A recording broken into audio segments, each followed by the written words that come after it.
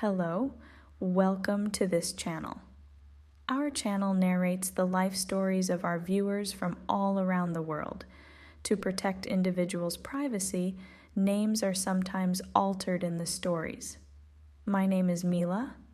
I'm a girl with a normal appearance, but I'm mischievous. I have always been a dreamer, and I've always built my life in my dreams.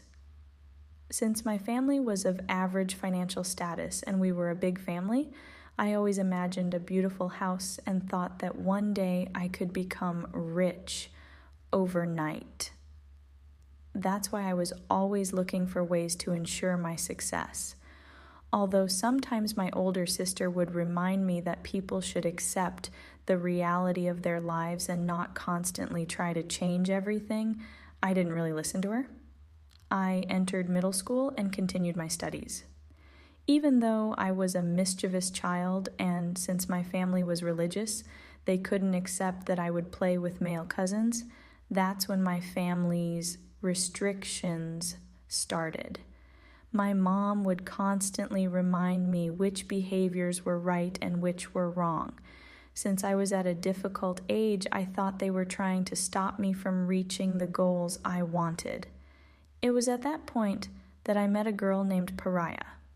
She was a calm girl who had just moved to the area, and since I was social and good at connecting with others, I was the first one to get to know Rosie. Over time, we became good friends, and eventually, I would visit her house, and my family got to know her. Since she was a studious girl, my mom was happy with our friendship and didn't oppose it. One day, I went to their house at her invitation. Their house was an old multi-story building. As I stood by the door, I saw two boys, and Rosie introduced them as her brothers. After we got to know each other, I entered the house, and one of the brothers caught my attention. When Rosie noticed, she asked me which one I liked. I pointed to the one who was taller, and she said he was her older brother, the first child of the family, and his name was William. She then looked at me and said, "If he likes you, you'll be our bride." I laughed at her words. I didn't think I would want to get married so soon because I had bigger dreams and goals than just getting married. That's why I laughed and denied it, saying I wasn't interested in her brother that much. It seemed like a fleeting crush. We both laughed, and I had a great time that day. Until that point, my family had never allowed me to visit my friends' homes, and that was the first time I had gone to a friend's house and stayed there until night, with my brother coming to pick me up. But when I laid down to sleep that night, all I could think about was that boy's face. He was very handsome, almost like he was taken out of a romance novel. But I kept telling myself that I wasn't planning to marry anytime soon, so I shouldn't get caught up in love, and I thought about it so much until I fell asleep. The next day at school, when Rosie saw me, she excitedly came to me and said that she had talked to her brother, and he liked me too. At first, I thought she was joking, so I laughed and told her, "But I haven't fallen in love. It was just a crush." However, Rosie repeated what she said and added that her brother wanted my number. When I saw she was serious, I told her that I didn't want to meet any boy right now because I didn't want to get distracted from my studies since we were in high school, and it was important to focus on our education to get into university. So I stood firm and said I didn't want to. After school, when I went outside, I saw Pariah's brother waiting for me. When I saw him, I got nervous and said I wouldn't go with him, but Rosie insisted and made me get into the car. At that moment, I didn't even look at William. They drove me home and then left. My sister had seen us from the window, so when I got upstairs, she quickly pulled me into the room and started questioning me about who that boy was and why I had gotten into his car. My sister was so nervous that I tried to calm her down and told her he was Rosie's brother. Her face changed, and she said she wouldn't let me go there again. Since I was mischievous, I wanted to tease her, so I said, "Actually, she has 2 brothers." And then I started laughing, but I told my sister that her brother liked me and was even considering marrying me. My sister told me not to fall for a guy who falls in love so suddenly, because these kinds of guys can also suddenly fall out of love. Since I always told my sister everything, I wasn't worried about her knowing about the guys in my life. She tried to convince me that this guy wasn't suited for a serious relationship, but I still liked William. So, when Rosie kept insisting that I give him my mom's number so his mother could call and discuss a traditional marriage proposal, I finally did it. On the day I gave him the number, I didn't say anything to my sister. His mother called my mother and explained the situation. My mom didn't say much. She just told them she'd let them know. Then she came to me asking how this guy got interested in me and where he had seen me. At that moment, my sister realized that things were still ongoing with that guy and that the proposal was still a possibility. However, my sister didn't mention that she already knew about it, and since she was aware of my feelings, she talked to my mom and suggested allowing them to come over and meet us in person. My mom agreed, spoke with my dad, and since he wasn't a particularly strict man and usually left things up to my mother, she agreed to the proposal. And a few days later, Rosie and his family came over. Rosie had 2 older brothers. One was William and the other was Mike. Mike was a pretty calm guy. The proposal day was quite stressful for me, and I could constantly feel Mike's intense gaze on me. I sometimes even imagined that he liked me too, and wasn't too happy about his brother proposing to me. However, I had fallen for William, so my desire for marriage was clear. After the proposal, my family started talking to me, saying that it was obvious William wasn't a good guy and didn't seem like husband material. They felt some of his behavior wasn't manly at all. However, I didn't accept their opinion, telling them I liked him and had no issues with his behavior. Since our family was religious, I also quickly pointed out that we were similar in beliefs, so there wouldn't be any significant problem between the families. When my parents saw I was determined to marry him, they stopped arguing and said that if I was so set on marrying so soon, especially to a guy like William, they wouldn't object. My sister tried to change my mind, but she didn't succeed. I was determined, and after that night, the dates for the following ceremonies were set, and the day of my engagement to William arrived. He was a humorous guy and very smooth talking.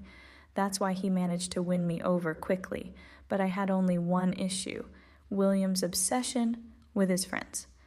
I thought that once we were married, he'd focus entirely on me. However, William had a friend named Max with whom he was very close. He would spend almost no time away from him, and every time William and I had plans, Max would tag along. Eventually, one day, I complained, and after that, Max stopped joining us a few times. But this situation only lasted a short while before it started up again. Once, I even spoke with my sister about it, asking for her advice on handling Shaheen's behavior. She told me that his behavior would never change, and that if his friendships were really such a priority, I should either talk to him now and tell him to stop, or tell him that I couldn't accept this situation and that maybe marriage wasn't right for us just yet and we should break up. But I couldn't bring myself to say that because I was afraid of losing him. So I had no choice but to remain silent about William and Max's excessive friendship. On the day of my engagement, Max was with us from beginning to end, But finally, I lost my patience, got upset, and told Max in front of William that it would be better if he left us alone for a while. However, instead of agreeing with me at that moment and asking his friend to leave, William told me that if I was upset, I could leave the room myself. His words hurt me deeply, so I left the room. It seemed that William only then realized what he had done, so he followed me to try to talk to me and persuade me that it was ridiculous for me to be jealous of Max. He started going on philosophically, saying that this attitude showed I had low self-confidence, and that if I continued down this path, our life together would face many challenges. I couldn't understand William's words at that moment because, in my view, I wasn't asking for much. I wasn't asking him to cut off his friendship. I just wanted us to have some personal space, and I didn't want Max to know every detail of our lives. Yet, William didn't change his behavior, and I tried to keep my composure, so at least my engagement ceremony would end well. After marrying William, we returned home, and I tried to approach him calmly to tell him how uncomfortable his closeness with Max made me, and that I was struggling to accept it. Still, William repeated his previous point, saying I shouldn't be so sensitive, and that too much sensitivity in life is like a toxic fungus. I said nothing further, but that night I confided in my sister, who talked with me and assured me that it wasn't too late. She told me that if I regretted my choice, I could count on my family's support and that they wouldn't mind helping me. Yet, I stayed silent and told her that I loved William. Even though I knew I was making a mistake, I rejected my sister's advice and decided to continue my life with William. The next day, Rosie invited me to her home, and I arrived a bit earlier than we'd arranged. Rosie wasn't home yet, and William was at work, but Mike and his parents were there. I was sitting alone in the room when Mike came in, started a conversation, and congratulated me. Since he was a quiet person, I hadn't really talked with him much until that day. I only remembered his stern face on the day of the proposal. He asked me a little about my relationship with William, and I tried to paint a good picture. Still, his expression hadn't changed from the day of the proposal. He seemed like a sad person. Just then, Rosie arrived, and when she saw Mike and me alone, she scolded him and made him leave the room. I was surprised by Rosie's reaction to my being alone with Mike, but I didn't feel like asking her about it. Instead, we agreed that she'd talk to William to work out our issues. Since we had already planned to marry shortly after the engagement, Rosie and I went shopping for the wedding that same day. I was so excited about those purchases, and when William arrived later, he tried to compliment my shopping with a forced smile before he took me home. A few days passed, and my sister was still saying the same things, emphasizing that I had a supportive family and shouldn't fear separation. Yet I had fallen into the trap of love with William, and it seemed as if my ears were closed to everything else. A few days before the wedding, my biggest issue with William was still his close friendship with Max. I had even repeatedly hinted to Max that William was no longer single and that it would be better if they adjusted their relationship, but nothing changed. Finally, one day, I decided to speak to Mike, thinking that as another guy, he might better understand William's issue. So one day, I went to Rosie's house to talk to Mike. Since Rosie wasn't home, I could speak openly with him, and as usual, Mike sat there calmly, listening. I started talking with tears in my eyes, telling him that I didn't understand what made his brother so attached to his friend, and I went on about William's excessive attachment. Mike remained silent until the end of my talk. As always, his face was tense. When I finished speaking, Mike told me that from the day of the proposal, he'd wanted to tell me that his brother wasn't marriage material and that I shouldn't view marriage as a type of freedom. I didn't really understand what he meant, and he didn't even let me ask him any questions before he left my side. The wedding day arrived, and even that day, Max was constantly by our side, though I knew there was no point in arguing about it. Just before entering the hall, Mike asked to talk to me for a moment. William wasn't too pleased, but he couldn't object. Mike reminded me once more that I still hadn't fully stepped into marriage and still had time to reconsider and separate from William. But I thought that if I called off the wedding at that moment, people would gossip about me.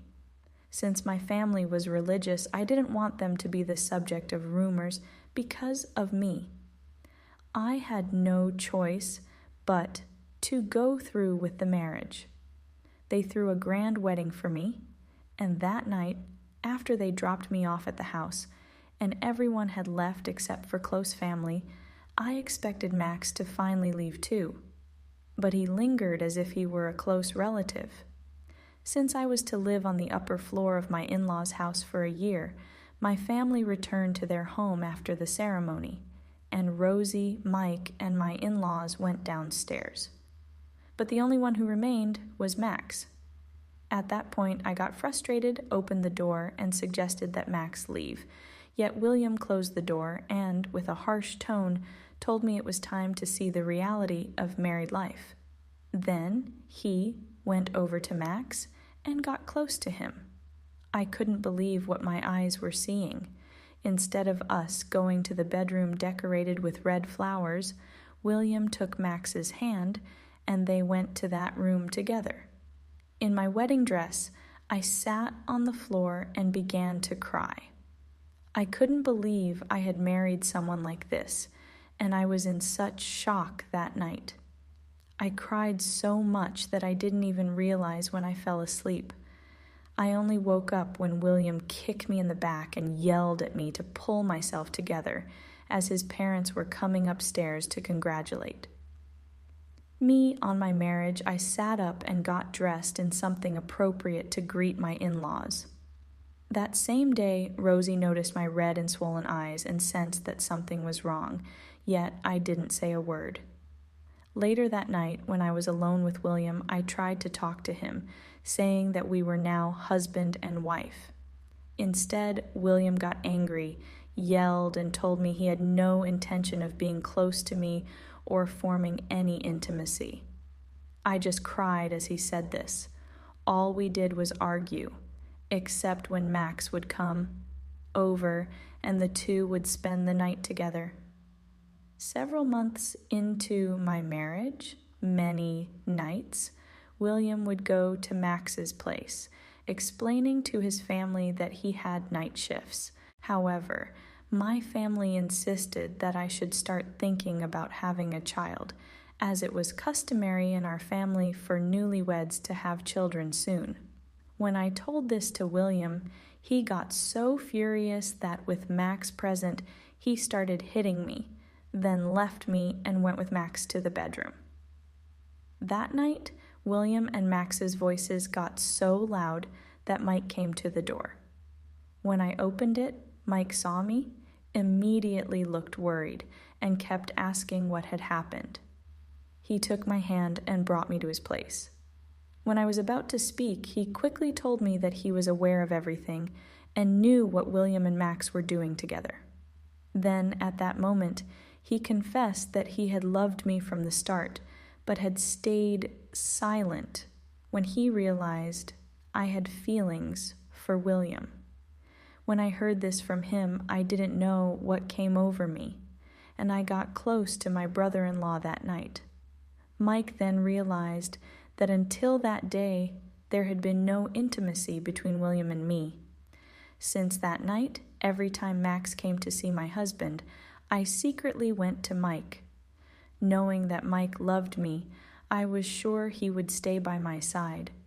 This ongoing relationship grew so strong that I realized I was pregnant, and I was certain that the child was Mike's, as I had no connection with William.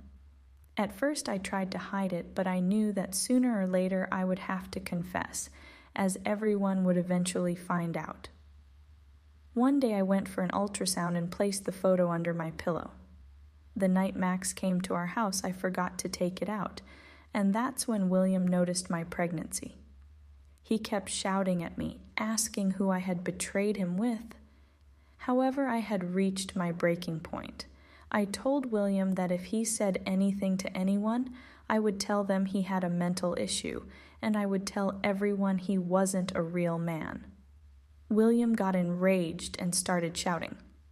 Mike came to the door, and I quickly opened it. It seemed as if William had found out everything, and he started cursing at Mike.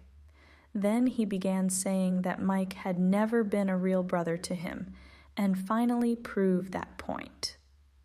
At first, I couldn't make sense of what they were saying, but with the commotion that followed, Rosie and then their parents arrived at our door. Rosie took me into the room and tried to calm me down.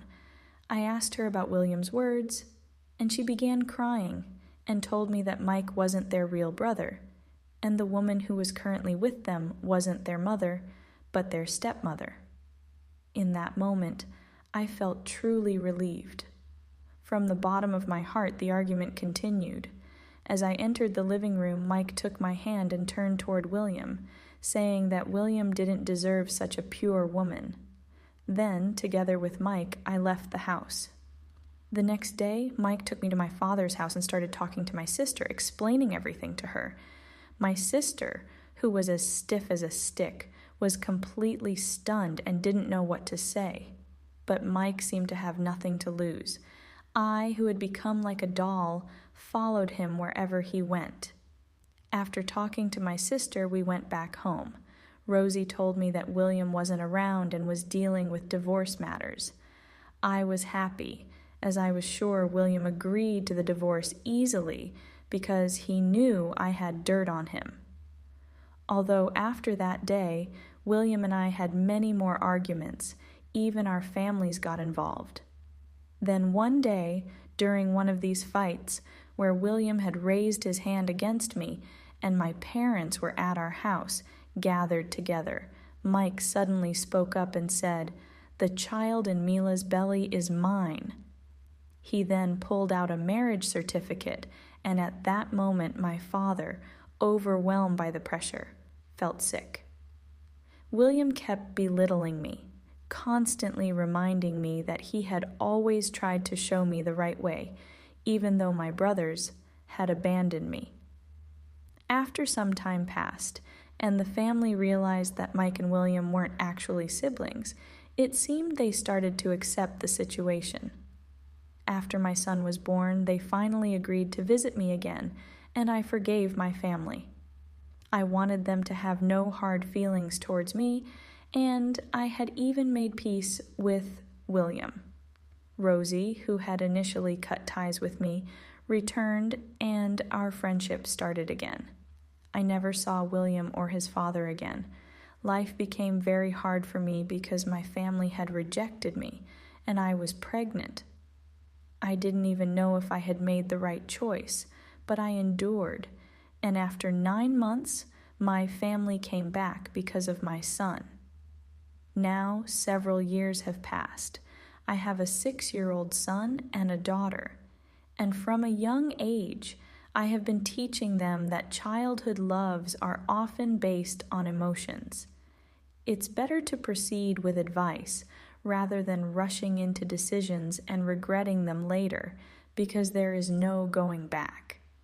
Sometimes for a mistake, we must pay a heavy price, just like me. Although I made several mistakes in my decisions, I didn't listen to anyone, and I regretted my marriage from the very first night. But now I live a very good life with Mike, even though at first we didn't have much money and we both had to work. After a while, I continued my studies and managed to find a good job. Now our life is much better than before. We must accept that our past mistakes affect our future, but we must embrace them and try to make peace with them, turning each of our weaknesses into a factor of success. Now several years have passed, and I have experienced real love with Mike.